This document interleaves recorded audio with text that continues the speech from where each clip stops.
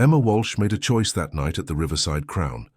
When her manager publicly accused an innocent 19-year-old of theft, Emma could have stayed silent. She could have kept her job, her paycheck, her safety. Instead, she said 4 words.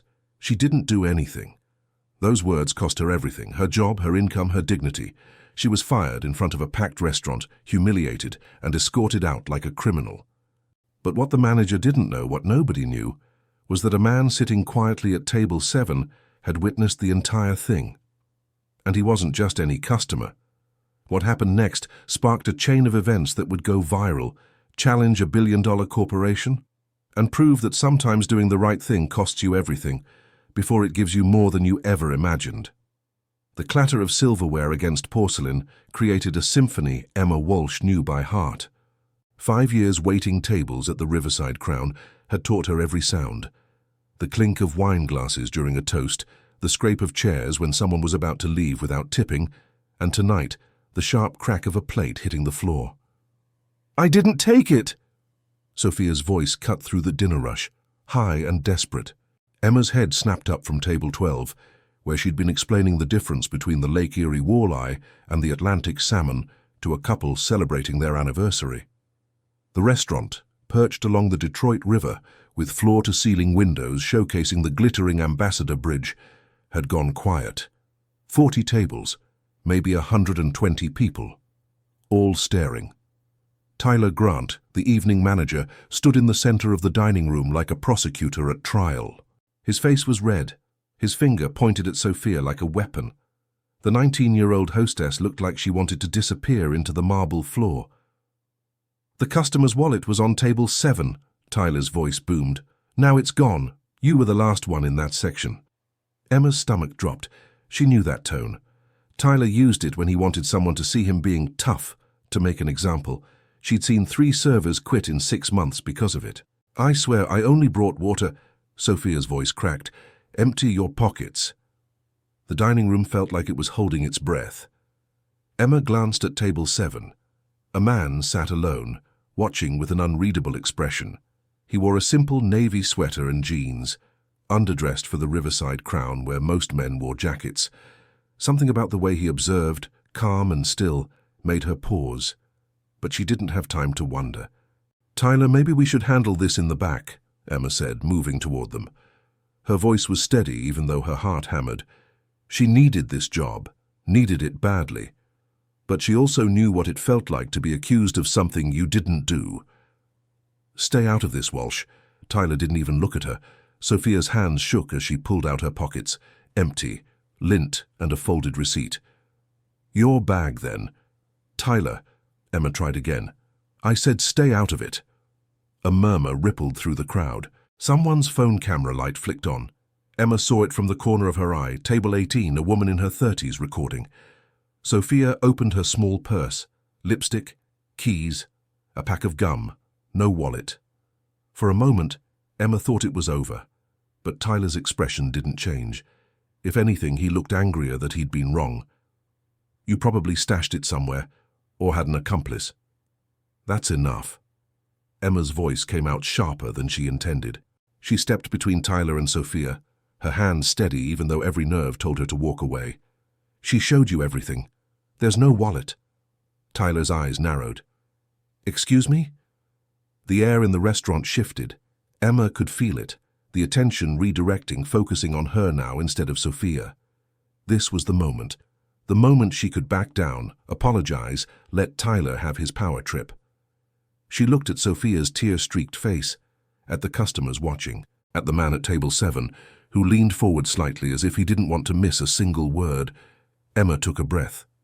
She didn't do anything. 4 words, simple, clear, true. The silence that followed felt alive. Tyler's face went from red to purple. "What did you just say?" "I said she didn't do anything." Emma kept her voice level. "There's no evidence. You're accusing her because she was nearby. That's not how this works." "Not how this—" Tyler let out a sharp laugh. "So you think you run this place, Walsh? You think I need your permission to handle my staff? I think you need evidence before you destroy someone's reputation in front of a full restaurant." Someone near the windows whispered, "She's right." Tyler stepped closer, his voice dropping to something dangerous. You want to defend her? Fine. You can join her in the unemployment line. Take off your apron. Emma's breath caught. She'd known it might come to this. Known Tyler's ego wouldn't let her challenge him without consequences. But hearing it out loud in front of everyone, Tyler, I've worked here for 5 years, and in 5 seconds you won't. Apron now. Her hands moved to the ties at her back. Automatic. Defeated. The black apron with the riverside crown embroidered in gold had felt like armor once. Now it felt like evidence of her own stupidity. Why had she said anything? Why couldn't she just keep her head down? Because Sophia was 19 and terrified and someone had to speak up. Emma pulled the apron over her head, folded it carefully, and set it on the nearest table. Her white button-up shirt felt suddenly too thin, exposed. Security will escort you out, Tyler said, loud enough for everyone to hear. And Walsh? Don't bother using me as a reference. The walk to the front door felt like miles. Emma kept her chin up even though her cheeks burned. She could feel every eye on her, hear the whispers starting. That was brave. She just got fired for telling the truth. Someone should report him. But no one would. They never did. The security guard, Marcus, a kind man in his 50s who always asked about her younger brother, looked apologetic as he held the door. Sorry, Emma. Not your fault. The November air hit her like a slap. Cold and sharp, carrying the smell of the river and car exhaust. Campus Martius was lit up a few blocks away, the Christmas lights already strung, even though Thanksgiving hadn't hit yet. Detroit had a way of jumping into the holidays early, as if hoping the brightness would hold off the brutal winter. Emma stood on the sidewalk watching people pass, couples heading to dinner, families bundled in coats, everyone with somewhere to be.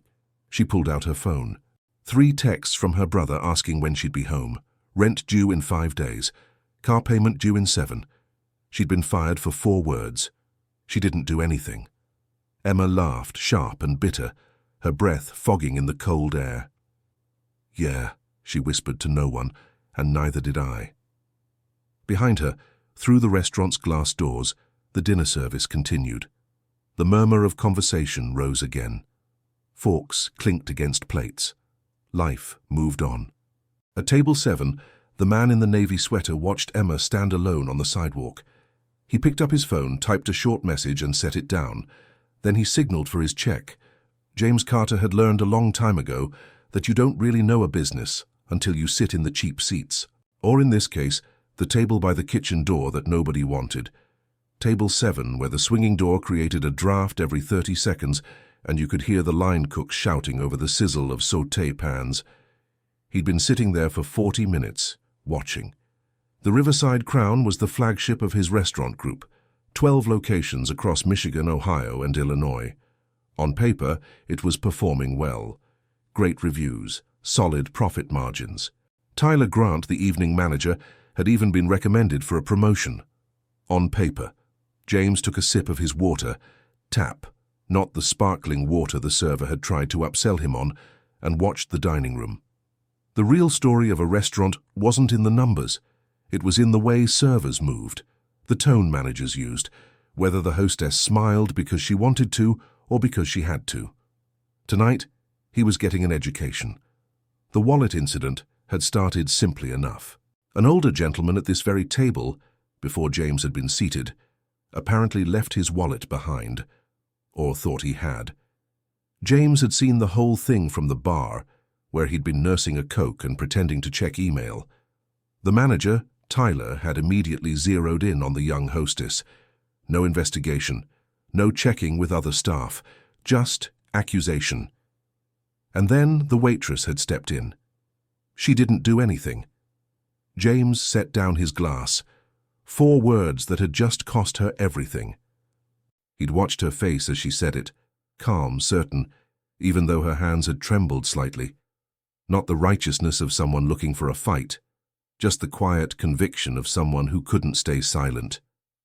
The restaurant had gone back to normal now, but James couldn't shake the image of her standing on the sidewalk, staring at her phone like it held an answer she couldn't find. "Can I get you anything else, sir?"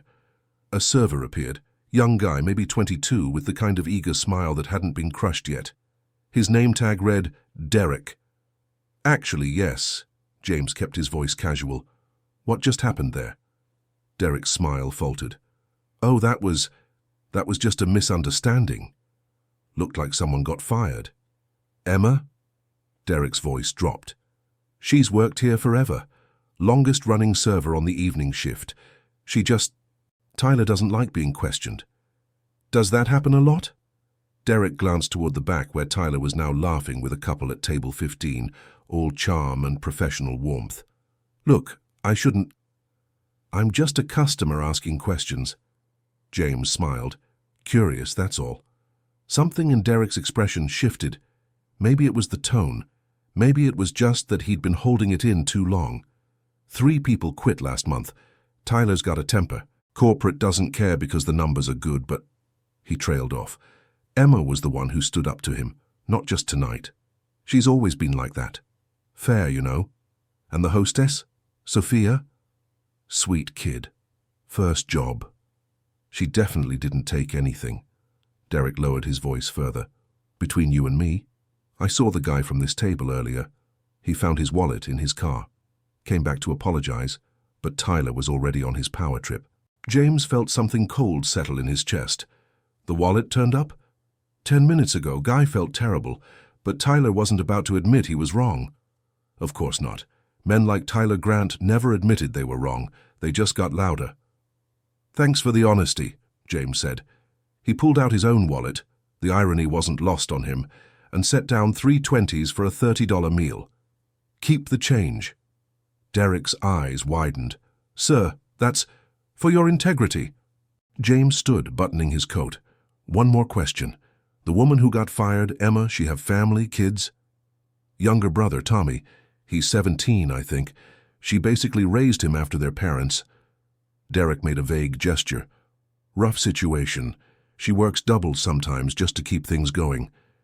James nodded slowly. Single income. Dependence. Fired in front of a dining room full of witnesses, which meant no unemployment claim would be easy to file. All because she told the truth. Appreciate your time, Derek. Sure thing, and hey, Derek hesitated. If you're friends with anyone in corporate or whatever, maybe mention that we could use some actual leadership around here. The crew's good. The food's good. But Tyler's going to run this place into the ground eventually. James almost laughed. Friends with anyone in corporate. I'll see what I can do. He walked toward the exit, passing tables where people ate and laughed, and had no idea that someone's life had just imploded 10 feet away. That was the thing about restaurants. They were theaters, everyone playing their part. The customers pretending the food appeared by magic, the staff pretending they loved every minute of it, and managers like Tyler pretending they were kings of their little empires. James pushed through the front door into the November cold.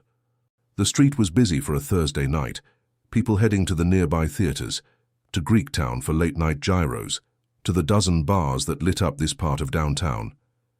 Emma Walsh was gone. He hadn't expected her to still be there, but part of him had hoped. His phone buzzed. A text from his assistant. Board meeting moved to 9 a.m. tomorrow. Need you to review the quarterly reports. James typed back, delay it. Something came up. He stood there for a moment, watching his breath fog in the cold air, thinking about a woman who'd thrown away her livelihood over 4 words. She didn't do anything. Most people wouldn't have said anything. Would have let the hostess take the fall. Kept their heads down. Protected their paychecks. Emma Walsh had done the opposite. James pulled up his phone and dialed. It rang twice before a familiar voice answered. Carter, it's almost 10. This better be good. Michael, I need you to pull everything we have on Tyler Grant, manager at the Riverside Crown. The flagship, what's going on? Let's call it due diligence. And Michael, I want security footage from tonight, every angle. You going to tell me what this is about? James watched a couple walk past, arm in arm, laughing about something. Someone just showed me what integrity looks like. I want to make sure it doesn't go unrewarded. He ended the call and took one last look at the Riverside Crown. Through the windows, he could see Tyler holding court, gesturing broadly, probably telling some story that made him the hero. Enjoy it while it lasts, James thought. By tomorrow morning, things were going to change. Emma woke up to 17 missed calls. She stared at her phone screen, squinting against the morning light filtering through the thin curtains of her bedroom. 7 calls from Sophia, 3 from Derek, 2 from other servers at the Riverside Crown, 5 from numbers she didn't recognize, and 1 text from her brother. Why is there a video of you going viral? Oh no! Emma sat up so fast her head spun. No, no, no! She opened Instagram. The video was everywhere. Someone had posted it with the caption, "Detroit waitress fired for defending innocent coworker. Manager on a power trip. This is what integrity looks like." Detroit strong into the Riverside Crown. The clip had 2.3 million views. Emma watched herself on the small screen, standing between Tyler and Sophia, calm and steady. She didn't do anything. The way Tyler's face contorted, the moment he told her to take off her apron, her walk out of the restaurant, chin high even though the camera caught the slight tremor in her hands. The comments were overwhelming. She's a hero. That manager should be fired, not her. Someone find out where she is. I want to hire her. The Riverside Crown just lost a customer for life. Emma's hands shook as she scrolled. This wasn't supposed to happen. She was supposed to get fired quietly, spend the weekend figuring out how to pay rent, and find another restaurant job by Monday. That was the plan. Not this. Not thousands of strangers weighing in on the worst moment of her life. A knock on her bedroom door made her jump. "Emma?" Tommy's voice was cautious. "You okay?" She opened the door. Her younger brother stood there in his Castech high school hoodie, hair sticking up in 3 directions, looking worried in that specific 17-year-old way where they tried to seem cool but couldn't quite hide the concern. "I'm fine. You're on the internet." "I noticed. People are saying crazy stuff. Some guy offered you a job in the comments. Another person started a GoFundMe." Tommy held up his own phone. There's like $8,000 in it already." Emma's stomach dropped. "What? No, absolutely not. Take it down. It's not mine. Some random person in California started it. They're calling you the Detroit Defender."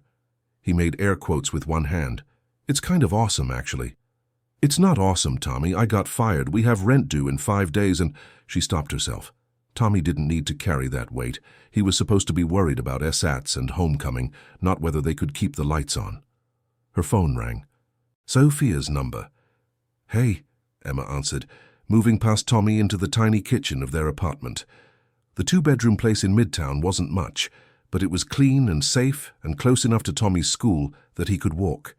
That was what mattered. "Emma, oh my God, are you okay?" Sophia's voice tumbled out in a rush. "I'm so sorry. This is all my fault. I should have just let him search my car or—" "Sophia, stop. You didn't do anything wrong. But you got fired because of me?" Emma filled the coffee pot with water, tucking the phone between her ear and shoulder. "I got fired because Tyler's an ass. That's not on you. Everyone's talking about it. The video has millions of views.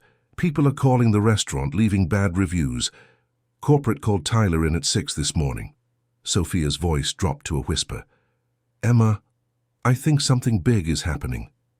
"What do you mean?" "There's a guy here. Came in right when we opened. Expensive suit, briefcase, the whole deal. He's been in the back office with Tyler for an hour. Tyler looked like he was going to throw up when he saw him." Emma poured coffee grounds into the filter, her mind racing. "Probably just corporate damage control. They'll smooth it over, offer me my job back with some PR apology, and everything goes back to normal. Would you take it? Your job back?" The question hung in the air.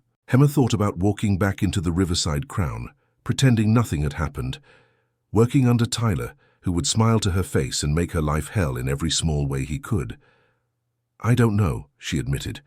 "Well, whatever happens, I want you to know you saved me. I was about to have a panic attack and you stood up for me. No one's ever done that before." Emma's throat tightened. Anyone decent would have done the same thing. "But they didn't. You did." After Sophia hung up, Emma stood in the kitchen, listening to the coffee maker gurgle and watching the morning light stretch across their small dining table. Tommy had left his calculus homework spread out, half finished, a reminder that life kept moving whether you were ready or not. Her phone buzzed, another unknown number. She almost didn't answer, but something made her hit accept. "Emma Walsh?" A woman's voice, professional and warm. "Speaking. My name is Andrea Chen. I'm the regional director for Carter Restaurant Group. We own the Riverside Crown along with 11 other establishments. I was hoping we could talk." Emma's heart kicked up. About last night, and about your future." A pause. "I know this is sudden, but would you be available to meet this morning? Say 10 o'clock at the Guardian building. There's a coffee shop on the ground floor, pure Detroit." Emma glanced at the clock. 8:30. Sure, yes, I can be there." "Excellent. And Emma, bring your brother if you'd like. I understand you're his guardian. We should probably include him in this conversation." The call ended before Emma could ask what this conversation meant. Tommy appeared in the doorway. "Who was that?" "Corporate. They want to meet." "Are they going to sue you?"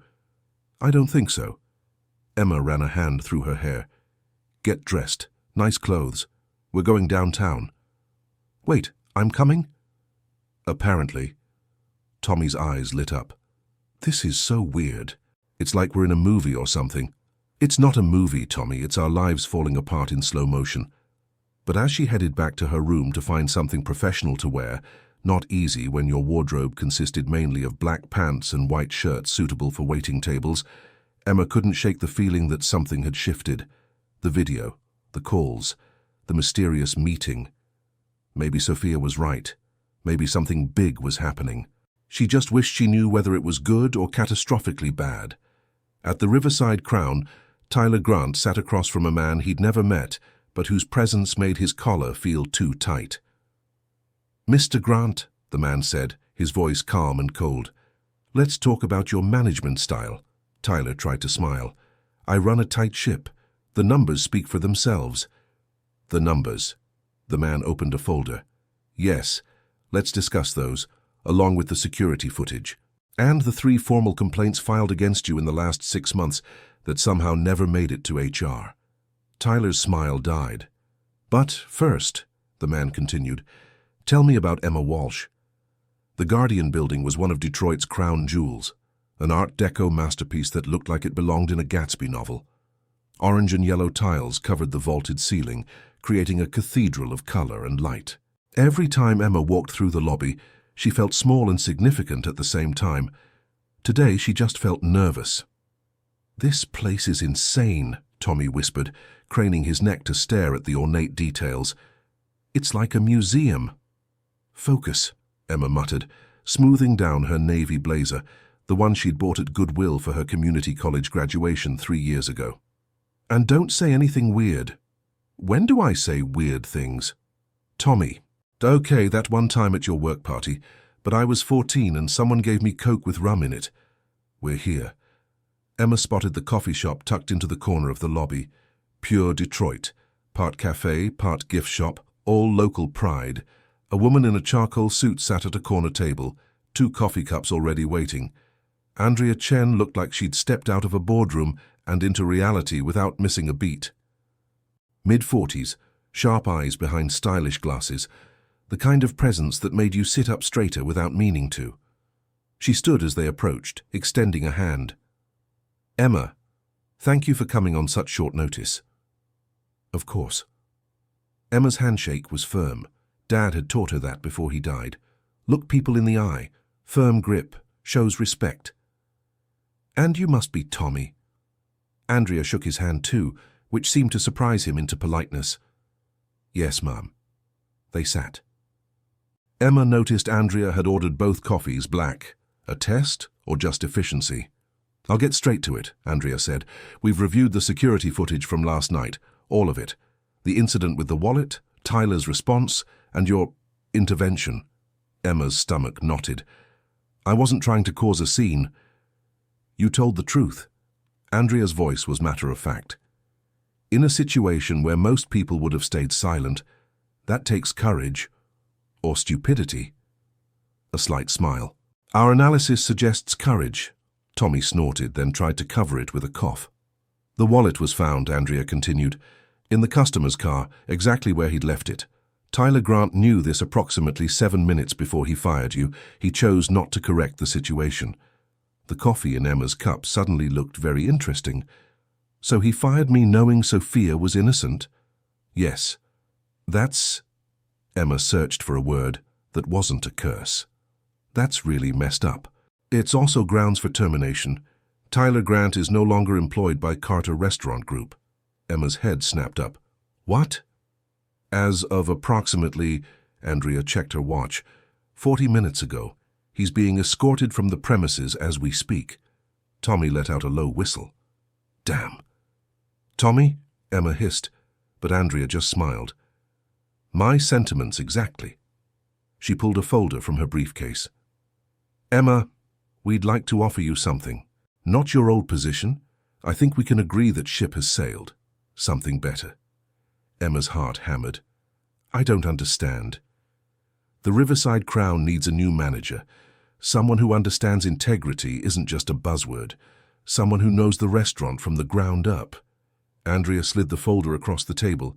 We'd like that someone to be you.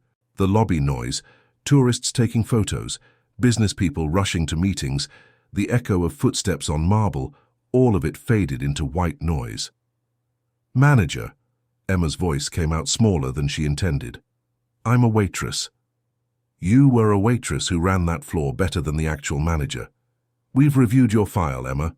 5 years, never late, minimal sick days, highest customer satisfaction scores on staff. You trained 7 new servers. You've been doing Tyler's job without the title or the pay for at least a year. Emma opened the folder. The salary number made her blink twice to make sure she was reading it right. That's more than double what I was making. It's the standard rate for an evening manager, plus benefits including health insurance for both you and Tommy. Tommy grabbed Emma's arm. Health insurance. Real health insurance. She knew what he was thinking. The inhaler he needed for his asthma cost $60 when they paid out of pocket. With insurance, it'd be $15. The dentist appointments they'd been putting off. The eye exam Tommy needed because he squinted at the board in class. There's a catch, Emma said slowly. There's always a catch. Andrea's expression shifted. Respect, maybe. Perceptive. Yes, there's a complication. The video of last night has 4.7 million views now. People are watching. The restaurant's phone hasn't stopped ringing. Half angry customers, half supportive ones who want to eat there just to show solidarity. You've become a symbol. A symbol of what? Doing the right thing, even when it costs you. Andrea leaned forward. That kind of publicity is gold, Emma, but it's also pressure. If you take this job, you'll be in the spotlight. People will expect things from you, and not everyone is going to be happy about it. You mean Tyler's friends, the other managers. Among others, there will be staff who resent your promotion, customers who think you're just a publicity stunt, critics who say you're not qualified. Andrea's voice was gentle but firm. This won't be easy. Emma looked at Tommy, her brother who'd been eating ramen 3 nights a week because that's all they could afford, who'd stopped asking for new shoes even though his current ones had a hole in the sole, who deserved so much better than what she'd been able to give him. Can I ask you something? Emma met Andrea's eyes. Why me? You could hire someone with management experience, someone who wouldn't come with all this baggage. Andrea was quiet for a moment. When she spoke, her voice was softer. Because 18 years ago, I was a server at a restaurant in Chicago. The manager was stealing tips. Everyone knew it, but no one said anything. We all had bills to pay, rent to make. It was easier to stay quiet. What happened? I stayed quiet. He kept stealing, eventually got caught. But by then, he'd taken thousands from us. Thousands we needed. Andrea's jaw tightened. I learned that silence has a cost too. Last night, you chose differently. That matters. Emma's throat felt tight. She looked down at the folder again. The salary, the benefits, the title, Evening Manager, the Riverside Crown. Tommy said quietly. You should do it. You don't know what you're talking about. Yeah, I do. You've been working doubles and skipping meals so I could play basketball. Don't think I don't notice. His voice cracked slightly. Let someone take care of you for once. Emma blinked hard. Stupid emotions. I have conditions, she heard herself say. Andrea smiled. I'd be disappointed if you didn't. Sophia keeps her job. No retaliation. Already guaranteed. Derek, the server who probably talked to whoever was investigating, he gets a raise. He's been carrying that floor. Done. And I want to review all the staff complaints that got buried. If there are other problems, I want them fixed. Andrea extended her hand. Emma Walsh, I think you're going to be excellent at this job. They shook on it. Outside the Guardian building, standing on the sidewalk as Detroit rushed past them, Tommy let out a shout that made several business people jump. My sister's a manager. Tommy, calm down. He picked her up and spun her around, nearly knocking over a woman walking her dog.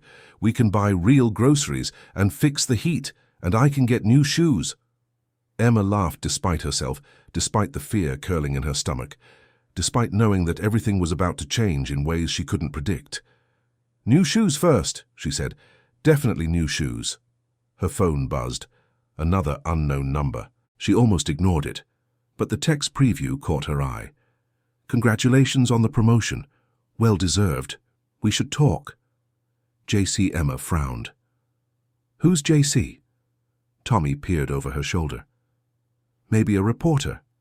Everyone wants to talk to the Detroit Defender. Don't call me that.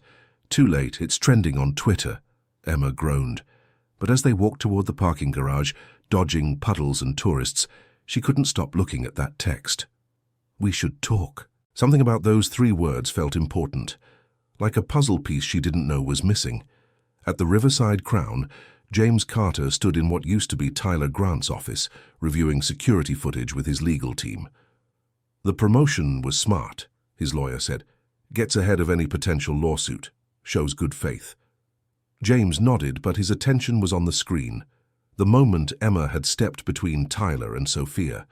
The calm certainty in her voice. She didn't do anything.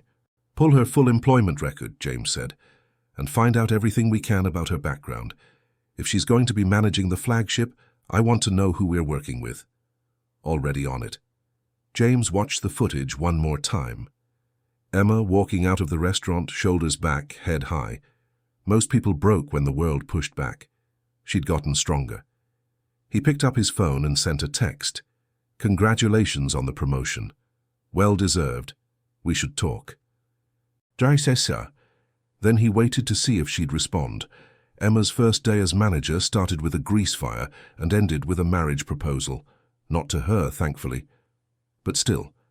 She'd arrived at the Riverside Crown at 2 p.m., 4 hours before the dinner shift, to find the kitchen in chaos.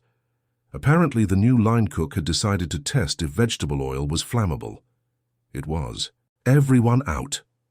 Emma grabbed the fire extinguisher from the wall, her server instincts kicking in before her brain could catch up.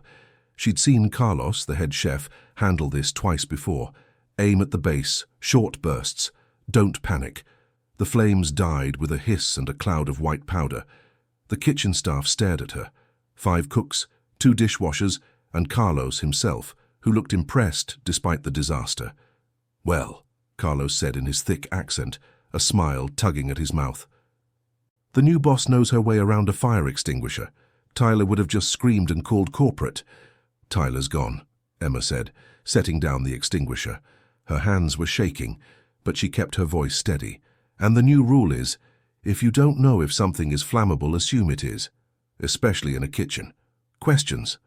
The new cook, a kid who couldn't be more than 20, raised his hand like he was in school. Am I fired? Emma looked at him, scared, embarrassed. Probably needed this job as much as she'd needed hers last week. What's your name? Marcus, ma'am. Marcus, don't call me ma'am, it makes me feel old. That got a few chuckles. You're not fired. You're going to clean this mess. Read the safety manual twice, and Carlos is going to retrain you on proper oil handling. Understood? Yes, Ma. He caught himself. Yes, Emma. Good. Now let's air this place out before we smell like burnt grease all night. Carlos waited until the others dispersed before approaching her. You handled that well. Natural leader. I put out a fire, not exactly rocket science. Tyler would have made it about him. You made it about fixing the problem. Carlos wiped his hands on his apron. The staff, they're nervous, wondering if you're going to change everything. Emma leaned against the stainless steel counter, suddenly exhausted, and it wasn't even 3 p.m. What would you change, if you could? Carlos considered this. The schedule. Tyler played favorites. Good workers got bad shifts. His friends got the easy money. Done. Make me a fair rotation. I'll implement it next week. The supplier for produce, they're overcharging. I know a better one, local farm in Belleville. Better quality, better price. Tyler said no because his buddy owns the current company. Switch it. Get me the numbers. Carlos's eyebrows rose. Just like that. Just like that. Anything else? The staff meals. Tyler made us eat the old food, the stuff about to expire. Said we didn't deserve the fresh ingredients. Emma felt anger flare hot in her chest. Starting today, staff meals come from the same ingredients as customer meals. You work here, you eat well. Period. Carlos extended his hand. Welcome to management, Emma. I think we're going to be okay. By 6 p.m., the dinner rush was in full swing. Emma stood near the hostess stand, Sophia's station, and watched the floor with new eyes. As a server, she'd only seen her section. Now she saw everything. The way Table 9's drinks sat empty for 8 minutes. The couple at Table 14 who'd been waiting 20 minutes for their appetizer. The server, Jennifer, who kept disappearing to check her phone. Sophia, Emma said quietly. Table 9 needs water. Can you grab it? On it. And let Jennifer know I need to see her after the rush. Sophia's eyes widened. Is she in trouble? Just a conversation. This was the hard part. Being the boss of people who used to be her peers. Jennifer had trained Emma 5 years ago, had covered her shifts when Tommy was sick, had loaned her $40 once when Emma's car broke down. Now Emma had to tell her to put her phone away and do her job. The front door opened, bringing a gust of November wind and 3 people in expensive coats. The man in front looked familiar, handsome in that casual way that suggested he didn't try too hard. Navy blazer, dark jeans, a watch that probably cost more than Emma's car. He looked right at her and smiled. Reservation for Carter, table for 3. Emma's brain stuttered. Carter, as in Carter Restaurant Group, as in... Mr. Carter? Sophia beat her to it, checking the list. Yes, we have you at table 12, right this way. James Carter, the owner, the man from the text. We should talk. JC Emma's heart kicked into overdrive. He'd been here, that night. She'd seen him sitting alone, watching everything. The man at table 7 who'd looked so calm while her life imploded. He'd seen everything. James followed Sophia toward table 12, but as he passed Emma, he paused. Good evening, Miss Walsh. Congratulations on the promotion. His voice was warm but measured, not friendly exactly. Professional. Thank you, Emma managed. Enjoy your meal. I'm sure I will. You're running a good floor. Then he was gone, settled at table 12 with 2 other people, a woman in her 30s with sharp eyes, and an older man who looked like he'd rather be anywhere else. Derek appeared at her elbow, voice low. That's the owner, like the owner, of everything. I figured. He's never come here before. I mean, never. Tyler used to talk about how corporate kept him in Chicago. Derek's eyes were wide. Do you think he's here because of you? I think he's here to eat dinner, Derek. But she didn't believe it. James Carter owned 12 restaurants. He could eat at any of them. And he chose tonight, her first night. This wasn't coincidence. Emma forced herself to focus. There were 40 tables to manage, a kitchen still recovering from a grease fire, and a server she needed to have a difficult conversation with. The owner's presence was just another complication in a day full of them. She could handle complications. The evening progressed smoothly, or as smoothly as a Friday night dinner rush could go. Emma put out small fires, metaphorical ones this time, a wrong order, a complaint about the temperature, a couple who swore they'd made a reservation but weren't in the system. Each problem got solved, each table got handled, and slowly Emma felt herself settling into the role. It was like serving, but bigger. More chess, less checkers. At 8:30, James Carter's table requested dessert. Emma delivered the menus herself, partially because it was good management to check on VIP tables, partially because she was curious. "How was everything?" she asked. The woman with James smiled. "Exceptional. The walleye was perfect. Carlos will be pleased to hear it. He's very proud of that dish. You're on a first-name basis with the head chef already?" James's tone was conversational, but his eyes were assessing. "I've worked here 5 years. I know everyone. That kind of institutional knowledge is valuable." He set down his menu. "The creme brulee, please. And Emma, could you join us for a moment?" It wasn't really a request. Emma glanced at the floor. Everything was under control. "Of course." She sat, feeling awkward in her new role. Manager, but still not quite equal to the man who owned the building. "This is Andrea Chen, our regional director," James said. "You met earlier this week. And this is Robert Malloy, our CFO." Robert looked like he'd been sucking on lemons. "Miss Walsh, interesting week you've had." "That's one word for it." "The video has 8.2 million views now," Andrea said, "and our reservation calls are up 40%. People want to eat where the Detroit Defender works."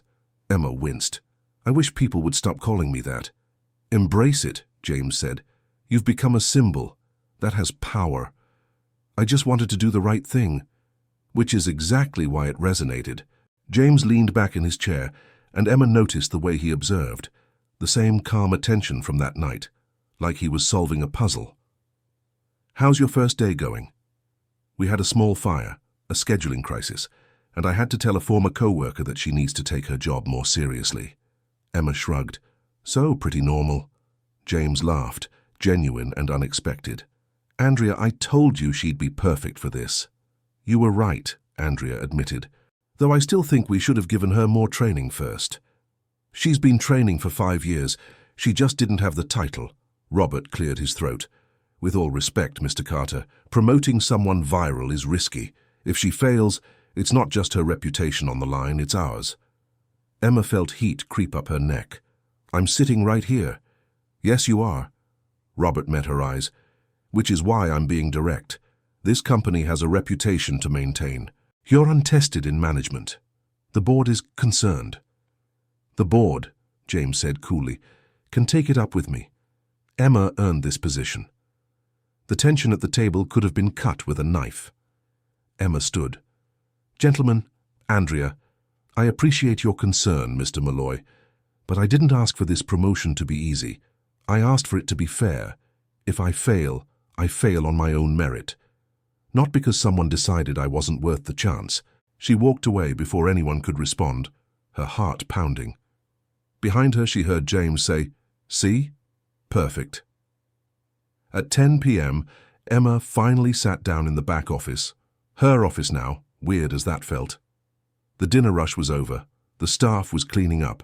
Her feet ached and her head throbbed, but they'd survived. Her phone buzzed. A text from an unknown number. "Impressive first day. The creme brulee was excellent, by the way. James Carter." Emma stared at the message. He'd texted her directly. Not through Andrea. Not officially, just texted. She typed back, "Thank you. And thanks for the vote of confidence with Mr. Malloy." 3 dots appeared. Disappeared. Appeared again. He's old school. Doesn't trust anything that comes from social media. Don't take it personally. Hard not to. You stood up to him, that matters. Most people just nod and agree. Emma smiled despite herself. "I've been told I have a problem with authority. I've been told the same thing. It's only a problem if you're wrong. And if I'm right, then it's called leadership." Emma set down her phone, feeling something strange unfurl in her chest. Not quite hope, not quite certainty, but something. The door opened. Derek stuck his head in. "Em? There's a couple at table 5. They just got engaged. He proposed over dessert, and now they're asking if you'll take a picture with them." "Why me?" "Because you're the Detroit Defender, and apparently having you in their engagement photos is good luck or something. I don't know. Social media is weird. Emma groaned but stood up. Fine, but if this becomes a regular thing, we're charging extra. As she headed back to the floor, her phone buzzed one more time. Welcome to management, Emma. It's going to be an interesting ride. JC. She typed back. That sounds like a threat. It's a promise. 3 weeks into her new role, Emma had learned several important truths about management. 1. People loved complaining to the manager way more than they'd ever complained to their server. 2. The paperwork never ended. Ever. 3. James Carter texted her at the strangest times. 2:47 a.m. Question. Do you think the menu needs updating? Carlos mentioned the risotto isn't moving. 6:15 a.m. Ignore that. Insomnia makes bad ideas seem profound. 11:23 a.m. The risotto thing might actually be valid, though. Emma had started responding with equal randomness. 3:02 a.m. If you're texting me at 3 a.m. about risotto, we both need better hobbies. 7:30 a.m. I was awake because Tommy needed help with calculus. What's your excuse? 11:45 a.m. Carlos already has 3 new risotto recipes. Way ahead of you. It was professional, mostly. The kind of texts a manager might send to an owner who seemed weirdly invested in the day-to-day operations of one specific restaurant, except sometimes, late at night, they'd veer into something else. 1:15 a.m. JC. What made you want to be a server? 1:20 a.m. Emma. Needed money. My parents died when I was 21. Tommy was 12. Someone had to pay the bills. 1:22 a.m. JC. I'm sorry. That's a lot to carry. 1:25 a.m. Emma. You do what you have to do. What made you want to own restaurants? 1:30 a.m. JC. My dad was a line cook. Worked himself to death for bosses who didn't see him as human. I wanted to build something different. 1:35 a.m. Emma. Is it different? 1:40 a.m. JC. I'm trying. Some days I'm not sure I'm succeeding. 1:42 a.m. Emma. The fact that you're trying means something. Those conversations felt dangerous. Like crossing a line she couldn't quite see, but knew was there. Emma was thinking about this and trying not to think about this when her phone rang. Tuesday morning, 9 a.m., her one day off this week. James Carter's name on the screen. She answered. If this is about the risotto, meet me for coffee. His voice was different on the phone, less text casual, more business direct. Today, 11 o'clock, Astro Coffee in Corktown. Emma sat up from where she'd been lounging on the couch, still in pajamas. Is something wrong? No. Maybe. I need to talk to you about something, and I'd rather do it in person. That sounds ominous. It's not. Probably. A pause. Will you come? Do I have a choice? Yes, but I'm hoping you'll say yes anyway. Emma looked at her reflection in the blank TV screen. Messy hair, oversized Lions t-shirt, no makeup. 11 o'clock, I'll be there. Astro Coffee was the kind of place that felt like Detroit in a cup, industrial chic, locally owned, with the best cold brew in the city. Emma had been coming here since college, back when she could barely afford the cheapest coffee on the menu. James was already there when she arrived, sitting at a corner table with 2 cups in front of him. He wore jeans and a grey Henley, looking less like a millionaire restaurant owner and more like someone's cool older brother. He stood when he saw her. You came. You made it sound important. Emma slid into the chair across from him, accepting the coffee he pushed toward her. How did you know my order? I pay attention, he smiled. Oat milk latte, 1 sugar, cinnamon on top. That's slightly creepy. Or observant. Let's go with observant. Emma took a sip. Perfect. Of course it was perfect. So what's this about? Am I fired? Because that would be ironic. You're not fired. You're thriving. James wrapped his hands around his own cup. The Riverside Crown's numbers are up 18% since you took over. Customer satisfaction scores are the highest they've been in 3 years. Staff turnover is down. You're doing everything right. Then why do you look worried? James was quiet for a moment, and Emma noticed the slight tension in his jaw, the way his fingers tapped against the ceramic mug. "Because you're about to get a job offer from one of our competitors." Emma blinked. "What?" "The Monarch, that new upscale place in Birmingham. Their owner saw the video, saw what you've done in 3 weeks and wants to poach you." James pulled out his phone, showed her an email. "They're going to offer you 40% more than what we're paying. Full benefits. Equity stake." Emma stared at the numbers. That kind of money would change everything. Tommy could go to any college he wanted. They could move out of their cramped apartment. She could actually save for the future instead of living paycheck to paycheck. "How do you know this?" "I have friends who have friends. Restaurant industry is smaller than you'd think." James set down his phone. "They're calling you this afternoon." "And you wanted to, what? Make a counteroffer?" "No." That surprised her. "No. I wanted to tell you to take it." Emma's coffee suddenly tasted bitter. "You're telling me to leave?" "I'm telling you that you have options. Real ones. 3 weeks ago, you were a server barely making rent. Now you're in demand. That matters, Emma. You've earned the right to choose where you go." "But you don't want me to leave." James met her eyes, and something in his expression made her breath catch.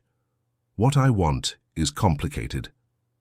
The coffee shop noise, the hiss of the espresso machine, the chatter of other customers, the indie music playing overhead, faded into background static. "Complicated how?" Emma's voice came out softer than she intended. James leaned forward. "I own 12 restaurants. I have a board of directors breathing down my neck. I have investors who question every decision, and somehow over the past 3 weeks, the most interesting part of my day has become our 3 a.m. text conversations about risotto." Emma's heart did something acrobatic in her chest. "James, I'm not saying this to influence your decision. I'm saying it because you deserve honesty." He ran a hand through his hair, a gesture that felt more human than anything she'd seen from him. "You're brilliant at what you do. You care about people. You make the restaurant better just by being there. And if the Monarch offers you something we can't match, you should take it. Even though you don't want me to. Especially because I don't want you to." James's smile was rueful. "If I asked you to stay for personal reasons, that would be manipulation. You'd always wonder if you made the right choice." Emma set down her coffee. Her hands were shaking slightly. "What if I want to stay for personal reasons?" The silence that followed felt enormous. "Emma." James's voice was careful. "I'm your boss, technically, and there are rules about—" "You're the owner. I'm a manager. We're not in a direct reporting relationship. Andrea's my actual supervisor." Emma surprised herself with how calm she sounded. "I looked it up. No policy violation." "You looked it up?" "I'm thorough." James laughed, surprised and genuine.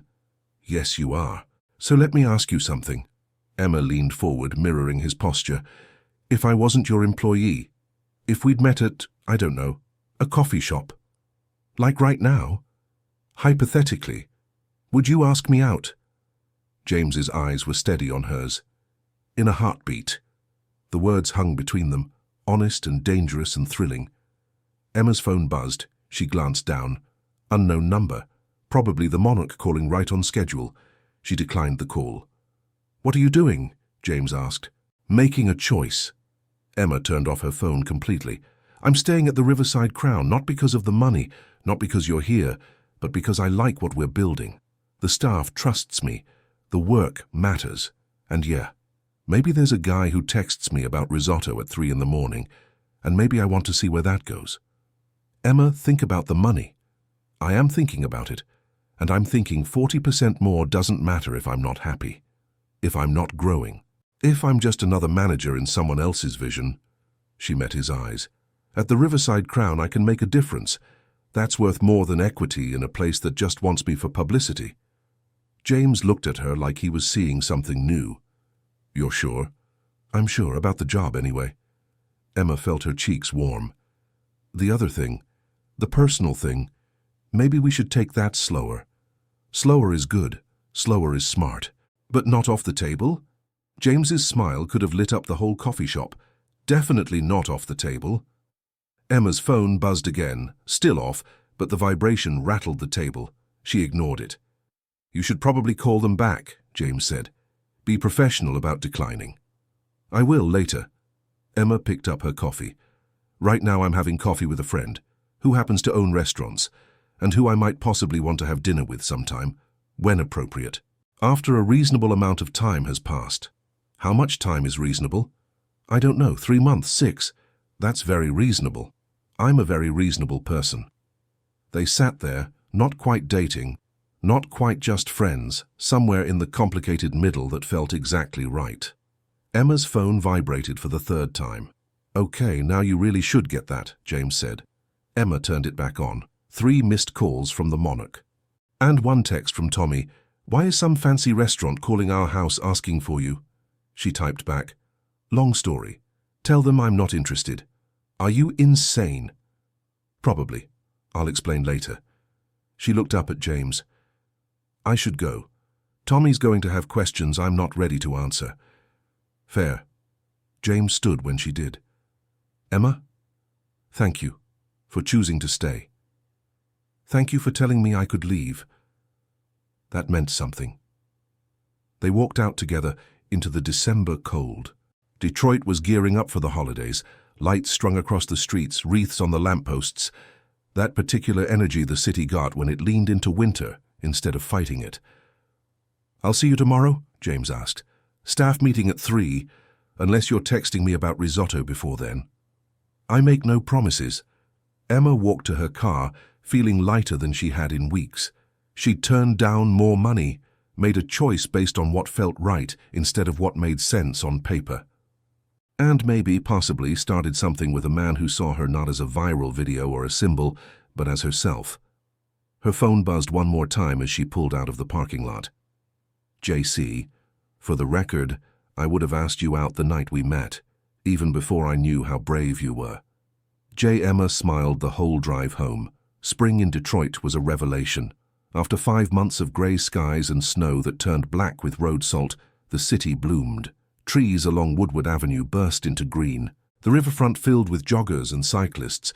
People sat on patios and remembered what sunshine felt like. Emma stood at the entrance of the Riverside Crown, watching the evening light paint the Ambassador Bridge gold, and thought about how much had changed. 6 months ago, she'd been fired on this very spot.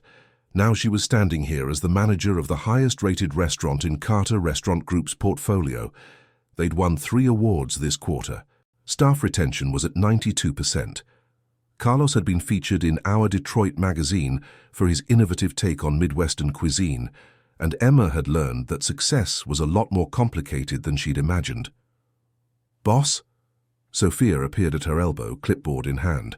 The 19-year-old had been promoted to assistant manager last month, youngest in the company's history. "We've got a problem." Emma turned. "What kind of problem?" "The good kind. We're overbooked. Again." Sophia showed her the reservation list. "We've got 42 reservations for a 38-table restaurant. People are calling saying they saw us on that Food Network segment and drove from Toledo." Emma rubbed her temples. "Okay. Can we add the bar seating to the rotation?" "Already did. That gets us to 40 tables. Tell the 2 remaining parties there's a 30-minute wait, offer them complimentary appetizers at the bar, and—" Emma's phone buzzed. She glanced at the screen and smiled. "Give me 5 minutes." Sophia grinned. "Tell James I said hi." "It's not—" Emma caught herself. "Okay, it is, but we're keeping it professional. You went to Belle Isle together last weekend. Derek saw you. That was a work meeting. About what? Optimal picnic locations?" Emma pointed toward the hostess stand. "Don't you have customers to greet?" Sophia laughed and headed back inside. Emma looked at her phone. "JC, dinner tonight?" "I promise actual dinner this time, not a work crisis disguised as a date." They'd been doing this for 3 months now, the careful dance of dating while maintaining professional boundaries. It meant a lot of late-night conversations, weekend adventures disguised as location scouting, and absolutely no PDA anywhere near the restaurant. It was driving Emma slightly crazy, but in the best possible way. She texted back, "Can't. We're slammed. Rain check. Tomorrow, then." "I'm thinking the Whitney. 7 o'clock, wear something nice. The Whitney, that's fancy. You deserve fancy. Emma felt warmth spread through her chest. The Whitney was the kind of restaurant where you needed reservations weeks in advance, where every dish was art, where... Her phone rang. James, not texting. "This must be important," she answered. "Change of plans." His voice had that edge it got when something was wrong. "Can you come to my office?" "Now?" Emma's stomach dropped. "What happened? Just, please come. I'll explain when you get here." He hung up.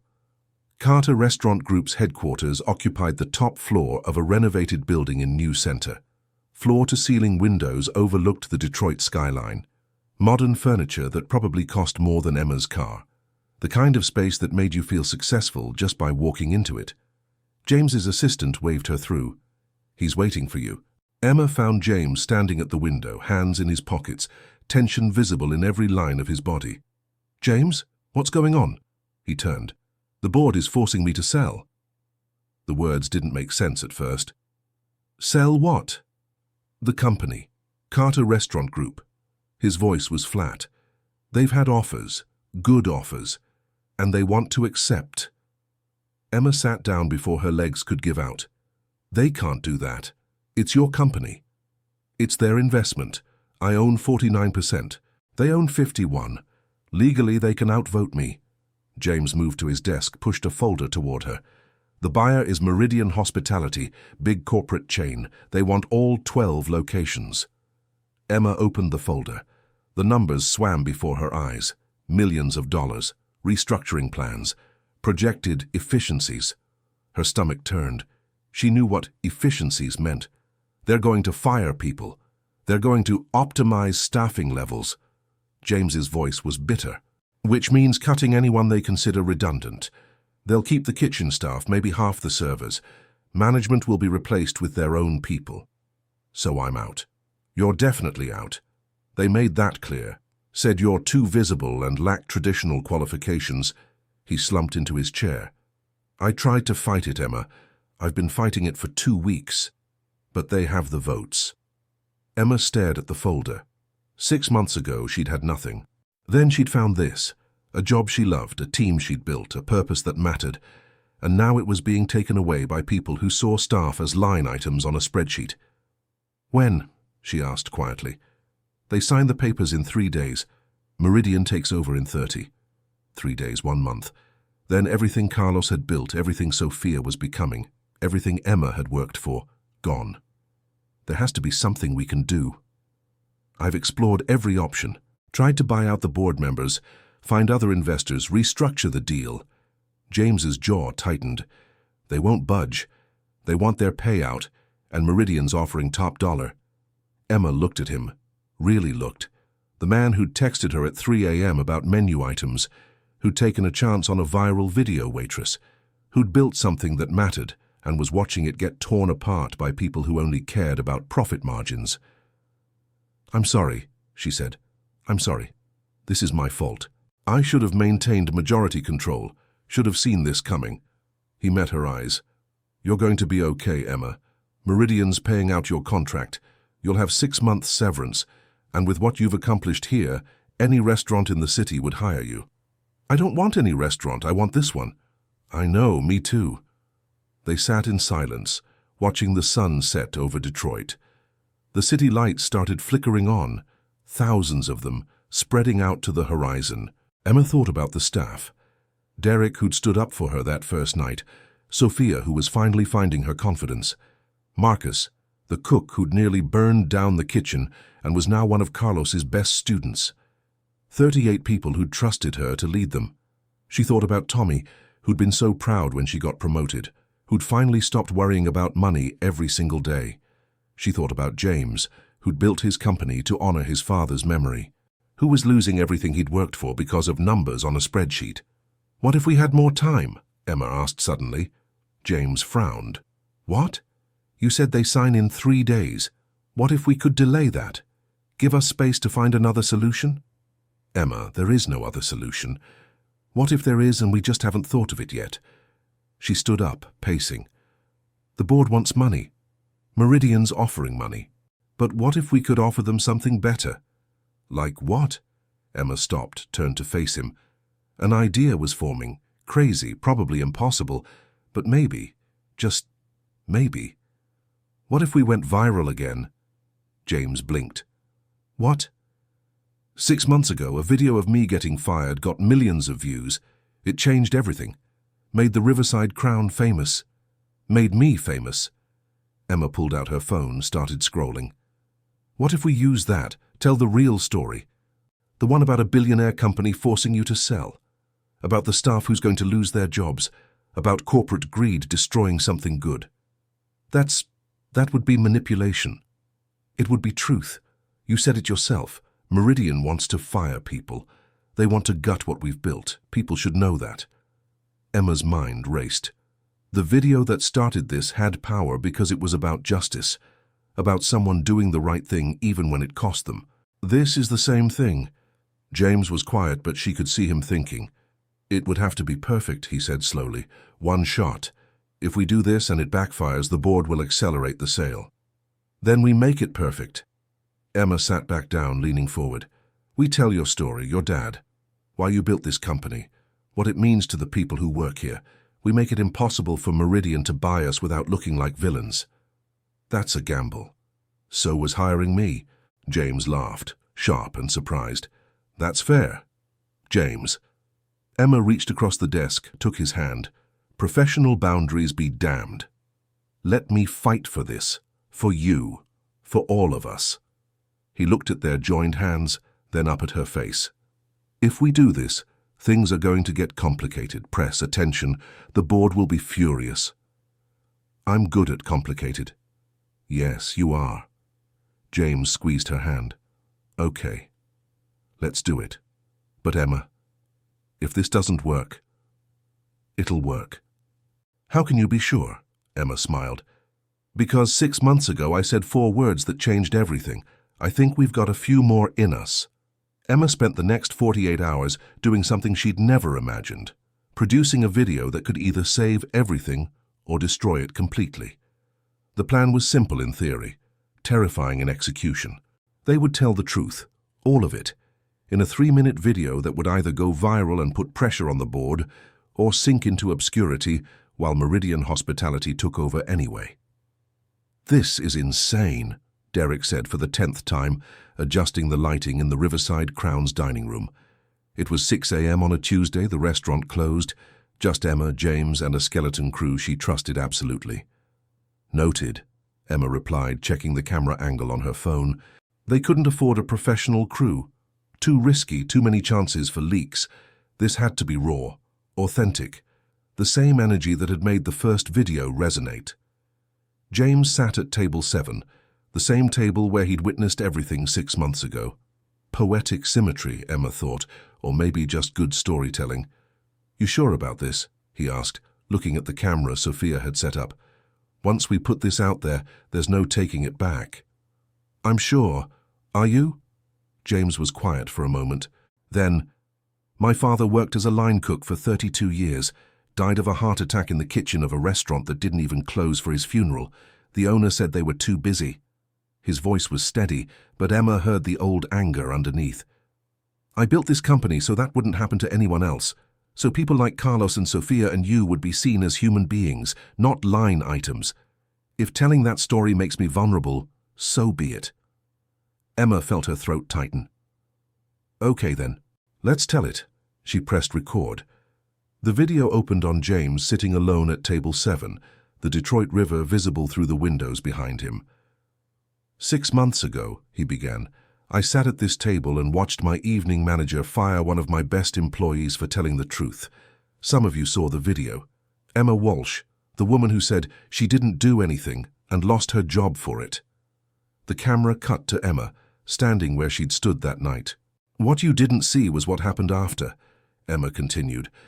James Carter, the owner of this restaurant, the man who built Carter Restaurant Group from nothing, he fixed it. He fired the abusive manager. He promoted me. He built something where people matter more than profit margins. Cut back to James. 3 days from now, my company's board of directors is forcing me to sell everything to Meridian Hospitality, a corporation that sees restaurants as assets and employees as expenses. They plan to fire 30% of our staff across all 12 locations. They plan to cut wages, eliminate benefits, and turn what we've built into just another chain. Cut to Sophia, then Derek, then Carlos, each speaking directly to the camera. "This job changed my life," Sophia said. "6 months ago I was terrified I'd be fired for something I didn't do. Emma stood up for me. This company stood up for me. Now they're asking us to stand up for them." Derek: "I've worked at 5 restaurants in 3 years. This is the first one that treated me like a person, where the owner knows my name, where I can afford health insurance, where I actually want to come to work." Carlos: "I left a Michelin-starred restaurant in Chicago to work here. You know why? Because James Carter called me personally, asked about my family, told me he wanted to build something different. He kept that promise. Meridian Hospitality won't." Cut back to Emma and James standing together. "We're not asking for money," Emma said. "We're not asking for sympathy. We're asking for time. 3 days isn't enough to find another solution, to protect the people who make this restaurant work." James: "If you've ever eaten at one of our restaurants, if you've been served by our staff, if you believe that businesses should value people, we're asking you to speak up. Call the board, leave reviews, share this video, make noise." Emma: "6 months ago, 4 words changed my life. She didn't do anything. Today we're hoping 4 different words can change everything." James and Emma together. "Don't let them win." The video ended with a simple black screen and white text. Carter Restaurant Group Board of Directors, 313-555-0142, Meridian Hospitality, 312-555-0199. Tell them employees are not expenses, and save Carter Restaurants. Emma uploaded the video to her Instagram at exactly 7 a.m. The account that had started as a simple service profile now had 847,000 followers, people who'd followed her journey from viral video to manager. Within 10 minutes, it had 50,000 views. By 8 a.m., 200,000. By 9 a.m., 1.2 million. Emma's phone became unusable, notifications flooding in so fast the screen couldn't keep up. She silenced it and turned to James, who was staring at his own phone in something like shock. "The board is calling," he said, "all of them, simultaneously. Don't answer yet. Let them sweat." "Emma, they've had 6 months to care about the staff. They can wait an hour." By 10 a.m., the video had been picked up by local news. By noon, national outlets were covering it. CNN, Fox Business, MSNBC, everyone wanted the story of the viral waitress fighting back against corporate takeover. The phone number for the board of directors crashed from call volume. Meridian Hospitality's stock dropped 2%. And Emma's phone rang with a number she recognized, Andrea Chen. "You didn't tell me you were planning this," Andrea said, not quite angry, not quite impressed. "You would have tried to stop me." "You're right, I would have. It's reckless and emotional and—" a pause. "And it's brilliant. The board is in crisis mode. Meridian is threatening to pull out of the deal entirely. You've created a PR nightmare." Emma's heart leapt. "Is that good?" "It's complicated. James needs to call an emergency board meeting, like now, while there's maximum pressure. If he can get even 2 board members to flip their votes, he can block the sale. Can you make that happen?" "I can try, but Emma, this could still go badly. The board might dig in out of spite. Meridian might weather the storm and buy us anyway. You've bet everything on public opinion, and that's a fickle thing." "I know, but it was the only card we had to play." "Then let's hope it's enough."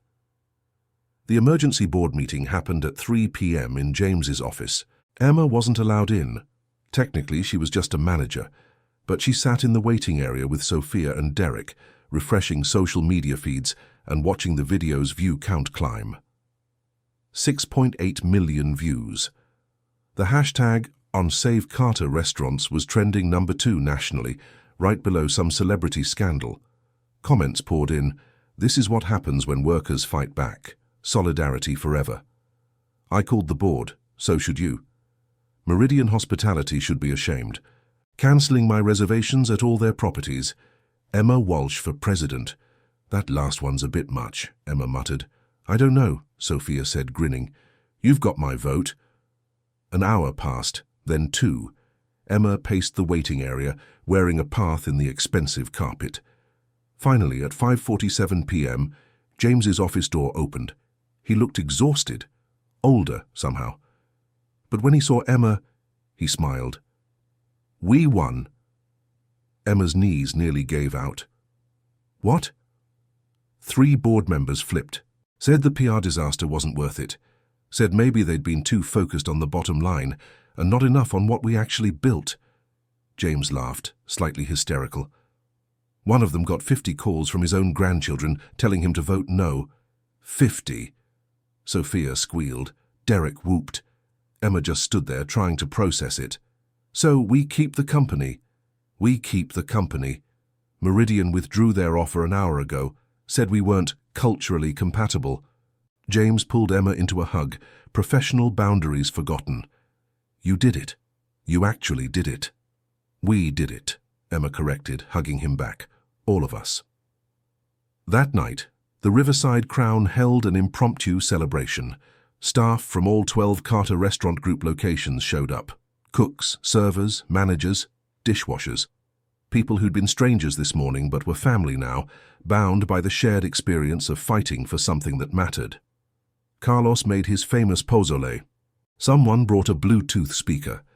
Detroit techno mixed with kitchen Spanish, and laughter echoed off the riverfront windows. Emma found herself on the patio, watching the Ambassador Bridge lights reflect off the water, feeling the May breeze that promised summer wasn't far off. James joined her, carrying 2 beers. Thought you could use this. I could use about 12 of these. Emma accepted the bottle, clinked it against his. To small victories. This wasn't small. Felt small. 4 words, a 3-minute video. Seems like it should have required more. Sometimes the most important things are simple. James leaned against the railing beside her. She didn't do anything. Don't let them win. Truth doesn't need to be complicated. They stood in comfortable silence, listening to the party inside. So, Emma said finally, about that dinner at the Whitney. James turned to look at her. Yes? I'm thinking we don't need to wait anymore. For the appropriate amount of time or whatever we decided. No. We just saved a company together, fought off a corporate takeover with a smartphone and the internet. I think we've earned the right to have one normal dinner date. James smiled. The real one, the one that made him look younger and less like a CEO and more like a person. Tomorrow night, 7 o'clock, I'll pick you up. It's a date. Finally, Emma laughed. Finally. Her phone buzzed. Tommy. Mom would be proud. Dad, too. You did good, Em. She felt tears prick her eyes. She'd been 21 when they died. Too young to be a parent, too old to fall apart. She'd raised Tommy through homework and heartbreak, and had somehow ended up here, standing on a restaurant patio with a man who looked at her like she'd hung the moon. You okay? James asked. Yeah, just thinking about my parents, about how none of this was supposed to happen. I was supposed to serve tables for a few years, maybe go back to school eventually, keep my head down. She gestured at the party inside, at the city beyond. This wasn't the plan. Plans change. They really do. Emma took a sip of her beer. You know what's funny? 6 months ago I said 4 words and lost everything. Today I said 4 different words and saved everything. It's like the universe has a weird sense of symmetry. What do you think the next 4 words will be? Emma pretended to think about it. I'm hoping for something like, let's get more champagne. James laughed. That's 4 words. Or maybe you're buying dinner tomorrow. Also 4 words. And yes, I am. Or, Emma turned to face him fully, feeling brave and reckless and happy. Maybe I really like you. James's smile softened into something tender. That's definitely 4 words. Important ones. Your turn. He set down his beer, took her hand. I really like you too. That's 5 words. You're bad at this. Let me try again. James pulled her closer. I really like you. Better. Your smile. That's only 2. Your courage. Still 2. Your... Emma kissed him. It wasn't the perfect movie kiss. Someone inside chose that moment to turn up the music, and the bass rattled the windows. A passing freighter on the river blasted its horn. The May breeze blew Emma's hair into both their faces. But it was real and warm and tasted like beer and possibility. When they pulled apart, James was grinning like an idiot. That was more than 4 words, Emma finished. Definitely more than 4 words. Inside, someone started chanting Emma's name. Then more voices joined in. "Emma, Emma, Emma!" she groaned. "I should go back in before this gets weird. It's already weird, but good weird." Emma squeezed his hand once before heading inside. The staff erupted in cheers when they saw her. Sophia pulled her into a hug. Carlos handed her a shot of tequila. Derek started a toast that got increasingly incomprehensible as more people joined in. Emma looked around at the faces, people she'd served with, people she'd led, people who'd trusted her to fight for them, and thought about how 6 months ago she'd stood on this same patio, fired and alone, how 4 words had changed everything. She'd said them then because they were true, because staying silent felt like betrayal, because sometimes you had to speak up, even when it cost you everything. Tonight, surrounded by people who mattered, in a restaurant they'd saved together, with a man on the patio who looked at her like she was extraordinary, Emma realized those 4 words had given her more than she'd lost. She didn't do anything, simple, true, worth it. Sophia appeared at her elbow. "Speech! Everyone wants a speech." "I'm not good at speeches." "You fought off a corporate takeover with a 3-minute video. I think you can manage a speech." Emma clinked her beer bottle against a glass until the room quieted. 30 faces turned toward her, expectant, hopeful, happy. "6 months ago," Emma began, and her voice was steady, "I got fired from this restaurant for saying 4 words. Today we saved it with 4 different ones. But the real story isn't about words. It's about people. You people. Who show up every day and make this place matter. Who cook food with love. Who serve customers with grace. Who stand up for each other when it's hard." She paused, gathering her thoughts. "Carter Restaurant Group isn't special because of the food. Though, Carlos, your pozole is incredible." Laughter. "It's special because James Carter built something where people come first. And when that was threatened, we proved that people still have power, that truth still matters, that David can still beat Goliath if David has good aim and the internet." More laughter, some cheers. "So here's to us, to second chances and first victories, to doing the right thing even when it's scary, to family, the kind you choose, the kind you build, the kind that fights for you when everything falls apart." Emma raised her beer. "And to the next chapter, whatever it brings." "To the next chapter," the room shouted back. Outside, James watched through the window and thought about a woman who'd stood up for the truth and changed his entire world. Inside, Emma smiled at her chosen family and thought about 4 words that had started everything. She didn't do anything, and 4 words that had saved it. Don't let them win. And maybe, if she was lucky, 4 words that were still to come. Words about futures and promises. About love that grew slowly, earned through late-night texts and shared battles. About a life built not on what you lost, but on what you chose to fight for. But those words could wait. Tonight was for celebration. Tomorrow would take care of itself. 1 year later. The wedding wasn't big. 50 people in a garden at Belle Isle, Detroit skyline visible across the water. Simple white chairs, wildflowers, a string quartet playing Motown covers. Emma wore a dress from a boutique in Eastern Market. Tommy walked her down the aisle, trying not to cry and failing beautifully. James waited at the altar in a navy suit, looking at her like she was the only person in the world. Carlos catered. Sophia was maid of honor. Derek caught the bouquet and immediately tried to give it back. The vows were short, true. 4 words each, because they'd become something of a tradition. Emma spoke first. "I choose you. Always." James. "You changed my life. Completely." They kissed while Detroit cheered, the city that had broken them and rebuilt them and made them family. At the reception, held at the Riverside Crown because of course it was, Emma stood with her new husband and watched their friends dance. "Happy?" James asked. "Ridiculously. No regrets." Emma thought about the path that had led here.